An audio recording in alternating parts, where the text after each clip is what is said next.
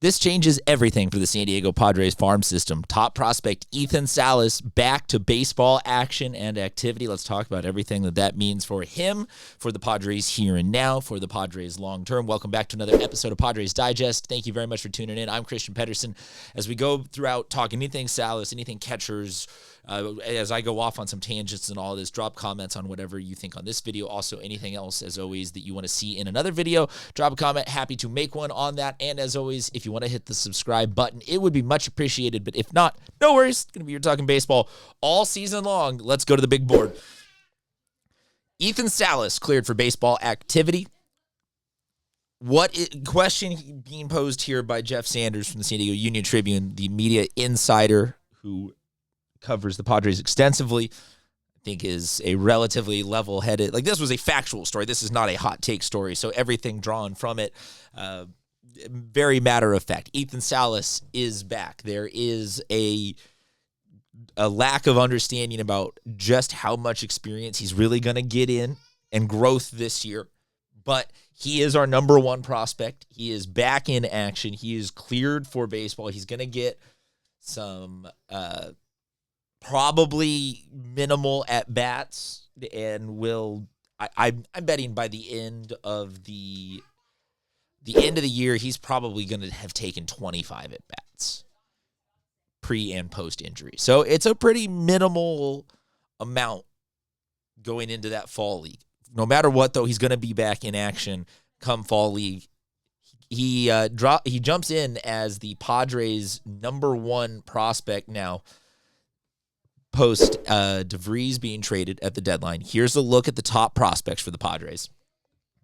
You'll notice Cruz Schoolcraft there, just recently drafted. Everybody else on this list, so these are the top five.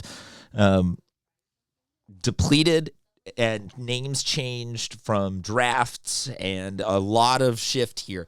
Salas remains the top. Is now the top prospect, is also top position player.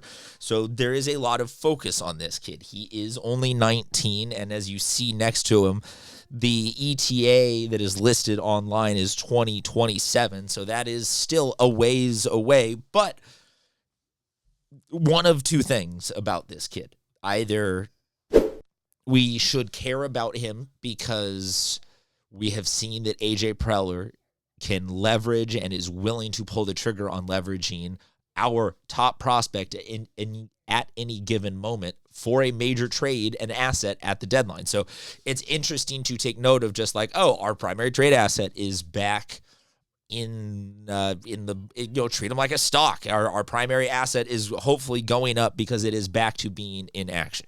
Or you get invested because catcher is one of the positions where we have not had there have been good moments and good streaks, but I can't really think of a Padres signature catcher that we've had for a minute. Austin Hedges was that, but Austin Hedges also had the stigma of minimal hitting with him. Nick Hundley, Ben Davis, 38-year-old Mike Piazza. You got to go back to Carlos Hernandez and Benito Santiago, in my opinion, for when there was a franchise catcher. And not saying 100% that Salas is gonna be that guy. It's not. Nothing in baseball, obviously, is guaranteed, but if there is going to be a guy who seems to give off that capability, it is Salas, and that leaves me to think that he's worth paying attention to on the flip side of, if we have a guy who could fill a role in the next year or two, he's worth paying attention to. So he's back in action. But it kind of got me thinking about what do we really want at that catching position? Because even if he is late 2026 season, it's still a ways. We have to have somebody at the position right now. So looking through the Padres minor leagues and major league combo of rosters, and I really like where Freddy Fermin has been hitting. We'll draw up his numbers right now for you. Freddy, this guy right here is going to end up being a great find, I think, and was maybe the worst initial reaction that I had to a trade at the deadline. I was the most upset about this, but then have changed my opinion on it the most since having it happen. This is Freddy's contract, so he is older, but he is under Padre control for a while. And I'm curious, this is more the back and forth Q&A part with you guys out there in the chat. Is Freddy our catcher?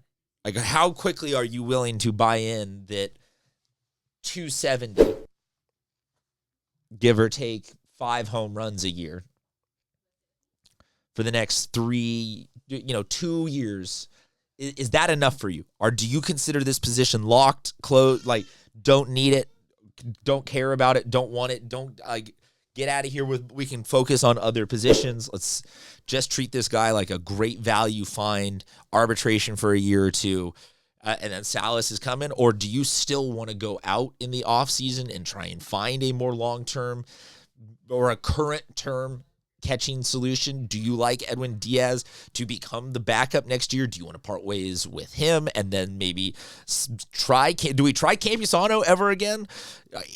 Drop in a comment on it. It feels like if you look at the rest of the minors with guys like Brandon Valenzuela, who had a 2-week stretch that we were like, oh, this could be the guy, and Campy is hitting well in the minor. There's a delta, there's a gap right now between where our minor league talent is and where our major league talent is, and the catching. And there's not it's not a quick drop off. There's not a linear drop off. It's an exponential drop off, and it really Salas in 26, 27 is, if it is only waiting a year, extra like Freddy. But if we're waiting a year or a year and a half, 2 years, if him returning to action now but not being fully ready for action is going to slow him down, I think the one thing I keep in the back of my mind is that Freddy is heading into his 30s, and that's not the end of the world, but there are sometimes catchers where they can plateau and keep it steady into their later years, and sometimes it drops off suddenly because the knees go out or you start having just a drop off in I don't know. It's been a very short sample size with Freddy for me, but he does seem to fit in really well. I guess we got to get a little bit more Q&A on how he handles the pitchers. Do all of the guys like him? Are there any of the guys that need to specifically be paired up with Diaz? Do you go for the defensive guy at the second position?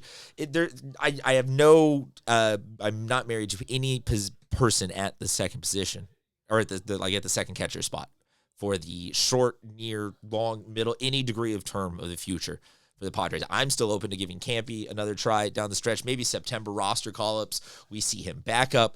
I don't know, just kind of open-ended question. What do you guys think after a couple of days with Freddy, but also then getting Ethan Salas back?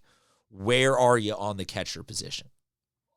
This definitely, like I said, I think it changes everything for the Padres minor league organization, or the minor league valuations organization, whatever you want to say. Our top number one prospect is back in baseball action. He is a 19-year-old catcher. He is returning from a non-serious injury that just needed some time to heal, and they were being super safe with him because he was super young. It's basically the equivalent of had somebody miss their sophomore year of college playing in the NCAA. Not something that we would be bugging about. So it's good news in both the majors with Freddie Fermin and in the minors with Ethan Salas. And so catching has gone from a negative to a positive for the Padres all of a sudden. But I am still curious kind of where you guys now see it and value it, and just play a little sample or play a little hypothetical GM with me. Comments on that, comments on anything else that you want to see. Like I said, if you could hit the subscribe button, it would also be much appreciated. Till next time, take it easy, Padres fans. We'll talk to you soon.